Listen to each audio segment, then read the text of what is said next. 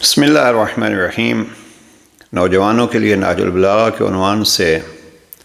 خط نمبر 31 کا جو حصہ لے کے حاضر خدمت ہیں اس کا عنوان ہے کامیابی کے راز۔ حقیقت میں ذات جناب امیر المومنین وہ ذات گرامی ہے جس نے اپنی زندگی گزار کے ایک اعلان کیا جو آپ کو کہیں اور نہیں ملے گا،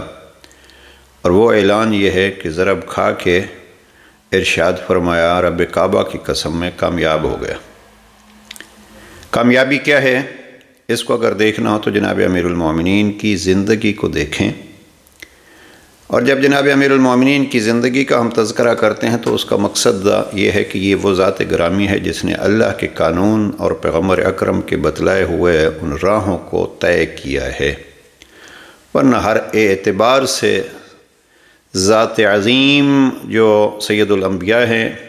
وہ جناب امیر المومنین کے فرمان کے مطابق بھی استاذ اور مربی جناب امیر المومنین بھی ہیں۔ لہٰذا ہم چونکہ موضوع نہج البلاغہ لے کے چل رہے ہیں اور نہج البلاغہ سے جناب امیر علیہ السلام کی باتیں کر رہے ہیں، ورنہ کبھی کوئی یہ تصور نہ کرے کہ کسی موڑ پہ بھی کسی صفت میں بھی جناب پیغمبر اکرم الگ ہیں اور جناب امیر المومنین کو ہم پیش کر رہے ہیں۔ نہیں، ہم جناب امیر المومنین کو اس عنوان سے پیش کرتے ہیں کہ یہ جناب پیغمبر اکرم کے وہ شاگرد ہیں۔ اب ہم شاگردی کہہ سکتے ہیں، لیکن خود جب علی کی بات آتی ہے تو علی فرماتے ہیں، عبد من عبید محمد، میں ذات گرامی مصطفیٰ کے غلاموں میں سے ایک غلام۔ بہرحال آتے ہیں سر موضوع۔ ہمارا موضوع یہ ہے کہ نہج البلاغہ میں جناب امیر علیہ السلام نے کامیابیوں کی کون سی راہیں بتلائی ہیں۔ حقیقت میں جوانوں کے لیے یہ بہترین سبق ہے۔ جناب امیر المومنین نے اپنے بیٹے امام حسن مجتبیٰ کو وصیت لکھ کے دی، اور ہمارا اس پہ ایک الگ کتابچہ بھی ہے، دستور زندگی کے ان دستور العمل پہ اگر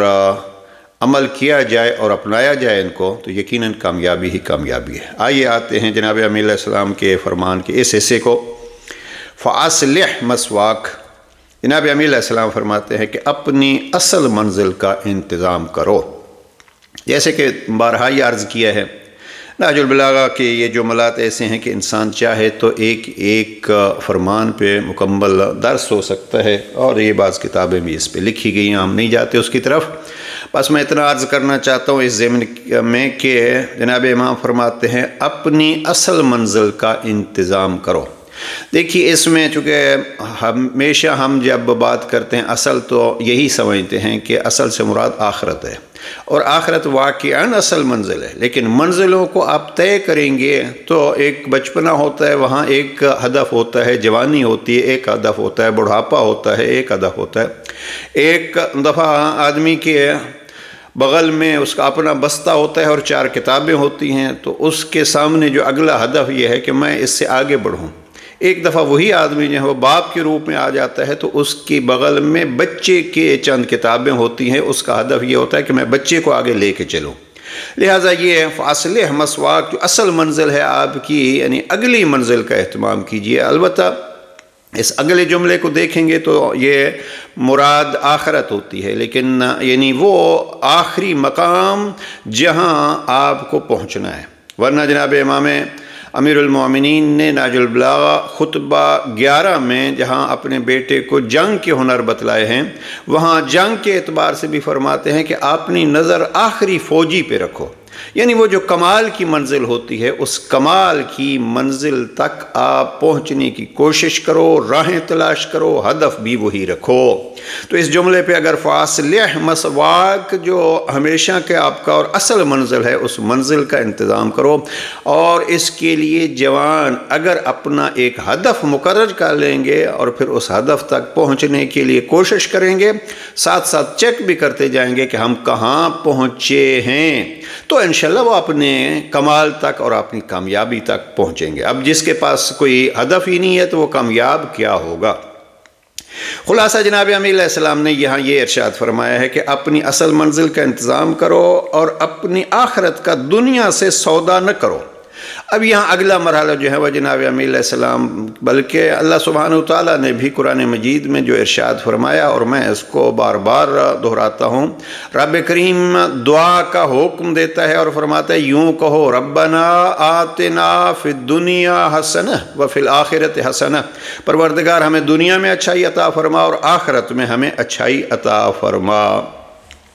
اب آخرت کی اچھائی کی بنیاد یہی دنیا ہوگی، دنیا سنورے گی تو آخرت جو ہے وہ سنورے گی۔ اب بہت سارے مسائل اس کے ضمن میں بھی پیش کیے جا سکتے ہیں کہ آخرت بھی تبھی سنورتی ہے۔ اب ایک مثال دیکھیے، ہم نے پچھلے دنوں ایک ویڈیو مختصر سی بنائی اس پہ، جناب امیر المومنین فرماتے ہیں کہ الفقر موت الاکبر، کہ یہ فقر جو ہے وہ بہت بڑی موت ہے، یعنی موت سے پہلے ایک موت ہے، وہ فقر ہے۔ اور فقر کے وجوہات کیا ہوتے ہیں؟ فقر کے وجوہات میں سر فہرست یہ ہوتی ہے کہ انسان کی سستی۔ تو اس دنیا کو سنواریں گے اور یہی دنیا کی کامیابی ہوگی۔ جب اس دنیا کو سنواریں گے، ساتھ یہ بھی مد نظر رکھیں گے کہ یہ دنیا کل نہیں ہے، اور اس کی طرف جناب امام اشارہ فرما رہے ہیں وَلَا تَبِعْ آخِرَتَكَ بِدُنْيَاكَ، دنیا کو سنوارتے سنوارتے اپنی آخرت کو برباد نہ کریں، یعنی دنیا کو سنوارے لیکن یہ مد نظر رکھیں کہ یہ ہمیشہ کے لیے نہیں ہے، بلکہ یہ آخرت کے لیے ایک کھیتی کا کام دیتی ہے۔ اب اگر کھیتی کو آپ اچھے طریقے سے سنبھالیں گے، اس کو پانی دیں گے، اس کو گندی جڑی بوٹیوں سے محفوظ رکھیں گے، تو یہ کھیتی تب پھل دے گی۔ تو اس میں دونوں چیزیں شامل ہو جاتی ہیں کہ آپ اس دنیا کو سنواریے اور یہ دنیا کی کامیابی ہوگی۔ بہرحال بات طولانی نہ ہو جائے، جناب امیر علیہ السلام نے پھر چھوٹے چھوٹے بہت سارے فرامین ارشاد فرمائے ہیں، جن کی ترجمے کی حد تک ہم آپ کی خدمت میں پیش کرتے ہیں، اور بار بار یہی کہتے ہیں کہ جوانان عزیز کوشش کیجئے، اور آیت اللہ العظمیٰ اغیث سستانی کا یہ فرمان ہے، کم از کم ایک دفعہ دقت سے اپنی زندگیوں میں اپنانے کے لیے اس وصیت 31 کو پڑھ لیجئے۔ تیسرا جملہ امام فرماتے ہیں وَدَعِ الْقَوْلَ فِي مَا لَا تَعْرِفُ، اس دنیا میں اچھائی کے ساتھ رہنے کے لیے ایک نسخہ امام نے فرمایا۔ امام فرماتے ہیں کہ جو چیز جانتے نہیں ہو اس کے متعلق بات نہ کرو، اور اس میں یہ بھی ہوتا ہے کہ ہم اکثر مشغول رہتے ہیں جن باتوں کے ساتھ ہمارا کوئی تعلق نہیں ہے، جن باتوں کو ہم جانتے نہیں ہیں، اندازوں سے باتیں کرتے رہتے ہیں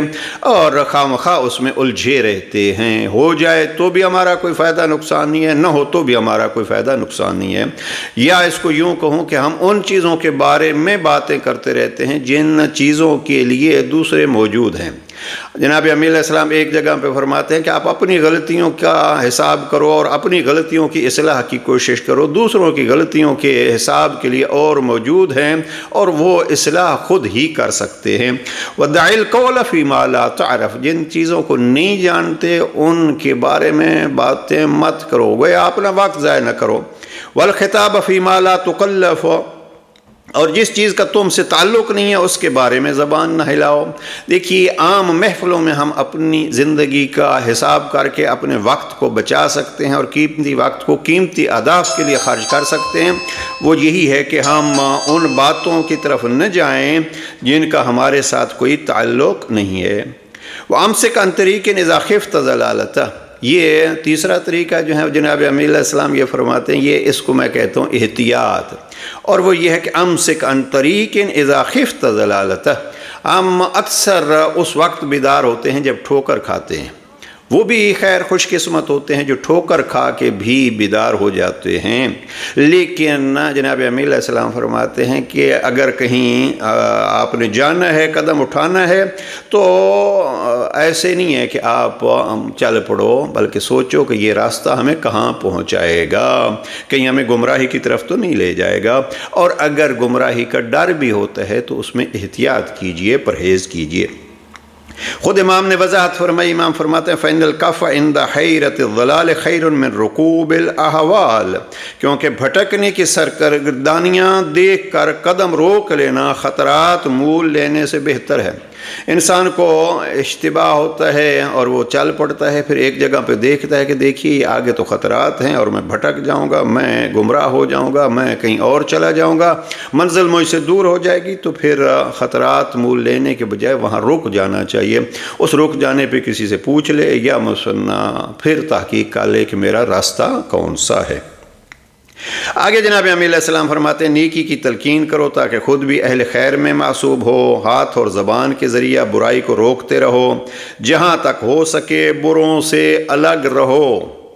خدا کی راہ میں جہاد کا حق ادا کرو اور اس کے بارے میں کسی ملامت کرنے والے کی ملامت کا اثر نہ لو۔ یہ بڑا ایک دقیق جملہ ہے جو جناب امیہ علیہ السلام نے حقیقت میں قرآن مجید کی آیات کی طرف سے لیا ہے، اور وہ ہے جناب امام کا وَلَا تَأْخُذْ فِي اللَّهِ لَوْمَةَ لَائِمٍ۔ آپ نے حق کی راہ کو پہچانا، بڑی دقت سے پہچانا، رہنماؤں کو پہچانا، ان کے ساتھ چلے اور اس راہ پہ چلے۔ اب لوگ کیا کہتے ہیں، اب اگر لوگوں کی چاہت کو آپ دیکھیں گے اور لوگوں کی خوشنودی کو دیکھیں گے تو اس راہ پہ آپ نہیں چل سکیں گے۔ لہٰذا جب دقت کر کے آپ نے راہ کا انتخاب کیا ہے تو پھر کہنے والوں کی باتیں مت سنیے اور ملامت کرنے والوں کی ملامت سے مت ڈریے۔ لومۃ اللائم یہ ایک بڑا موضوع ہے اور اکثر اللہ والوں کو اس کا سامنا ہوتا ہے، انبیاء کو بھی لومۃ اللائم، اور وہ پھر اللہ کے خاطر ان باتوں سے ڈرتے نہیں ہیں۔ وَخُذِ الْغَمَرَاتَ لِلْحَقِّ حَيْثُ كَانَ، جہاں ہو حق وہاں سختیوں میں پھاند کر اس تک پہنچ جاؤ، یعنی حق کے لیے تکلیف اٹھانی ہے تو وہ تکلیف اٹھاؤ، دین میں سوجھ بوجھ پیدا کرو، سختیوں کو جھیل لینے کے خوگر بنو۔ یہ ہے کامیابیوں کا راستہ، اور اس کو دہرا رہا ہوں کہ جناب امیہ علیہ السلام فرماتے ہیں کہ سختیوں کو جھیل لے جانے کے خوگر بنو، اور پھر فرمایا حق کی راہ میں صبر و شکیبائی بہترین سیرت ہے، ہر معاملہ میں اپنے کو اللہ کے حوالے کر دو۔ یہ ساری چیزیں آپ اپنی طاقت استعمال کر رہے ہیں، لیکن ایک بات رکھیے ذہن میں کہ حقیقت میں کامیابیاں اور نصرت عطا کرنے والا اللہ ہے، لہٰذا اپنے معاملات کو اللہ کے حوالے کیجئے۔ بعض بزرگان نے یہ، اور ظاہراً یہ حدیث کے الفاظ ہیں کہ ہمارے ذمہ کوشش ہے، اللہ کے ذمہ جو ہے وہ نتیجہ ہے۔ بہت سارے افراد جو ہیں وہ نتائج ان کی مرضی کے خلاف آتے ہیں تو پریشان ہو جاتے ہیں۔ نہیں، آپ اللہ کی مرضی کے مطابق قدم اٹھائیے، اللہ مدد کرے گا، اور پھر جو نتیجہ بھی نکلے اس نتیجے کو قبول کیجئے، کیونکہ ایسا کرنے سے تم اپنے کو ایک مضبوط پناہ گاہ اگر اللہ کے حوالے اپنے معاملات کرو گے۔ البتہ یہ اللہ کے حوالے معاملات، پھر عرض کر رہا ہوں جوان خصوصاً، یہ ہے کہ ہماری قسمت میں یہ لکھا تھا اور تقدیر میں یہ لکھا تھا، نہیں، تقدیر بنانی پڑتی ہے۔ علامہ اقبال کے وہ اشعار ذہن میں آ رہے ہیں کہ خودی کو کر بلند اتنا کہ ہر تقدیر سے پہلے خدا بندے سے خود پوچھے بتا تیری رضا کیا ہے۔ تو اپنے آپ کو وہاں لے جائیے، یہ نہیں ہے کہ آپ کہیں کہ بس میری قسمت میں یہ لکھا تھا۔ ایک مضبوط پناہ گاہ مل جائے گی اگر آپ اللہ پہ بھروسہ کریں گے اور قوی محافظ کے سپرد کر دو گے۔ صرف اپنے پروردگار سے سوال کرو، کیونکہ دینا نہ دینا بس اسی کے اختیار میں ہے۔ زیادہ سے زیادہ اپنے اللہ سے بھلائی کے طالب ہو، اپنی پوری کوشش کیجئے، محنت کیجئے، راہوں کو تلاش کیجئے، مشورے کیجئے، لیکن اللہ پہ بھروسہ کرتے ہوئے اور بس اللہ سے سوال کرتے رہیے۔ اسی حوالے سے انشاءاللہ آگے سلسلہ چلے گا۔ یہ اللہ سے بھلائی کے طالب رہیے، یہ علامہ مفتی جعفر حسین مرحوم نے جس جملے کا ترجمہ کیا ہے وہ عربی کا جملہ ہے وَأَكْثِرِ الْإِسْتِخَارَةِ، استخارہ زیادہ سے زیادہ کیا کرو۔ مفتی صاحب کا ترجمہ میں نے عرض کیا ہے، زیادہ سے زیادہ اپنے اللہ سے بھلائی کے طالب ہو۔ انشاءاللہ کسی وقت عرض کریں گے کہ یہ استخارے سے ہم نے یہ مراد لے لیا ہے کہ قرآن کھولو اور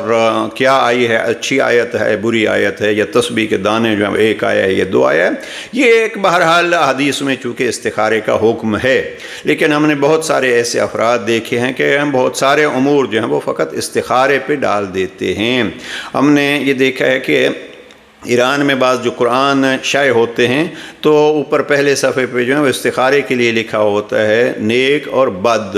یعنی آپ قرآن کھولو تو اس صفحے سے آپ کے حصے میں جو بھی آئے گا وہ نیک ہے یا بد ہے، تو یہ استخارہ اچھا ہے یا برا ہے۔ اور ہم اس استخارے کے حوالے سے اس وقت زیادہ وضاحت نہیں کر سکتے، اتنا عرض کرنا چاہتے ہیں کہ امام نے فرمایا اکثر الاستخارہ، آپ اپنی محنت کرو اور رب سے طلب خیر کرو، یا مفتی صاحب کے ترجمے کو پھر دہراتا ہوں، اور زیادہ سے زیادہ اپنے اللہ سے بھلائی کے طالب ہو، محنت کرو اور پھر اللہ سے بار بار یہ چاہو پروردگار ہمیں اس میں اچھائی عطا فرما۔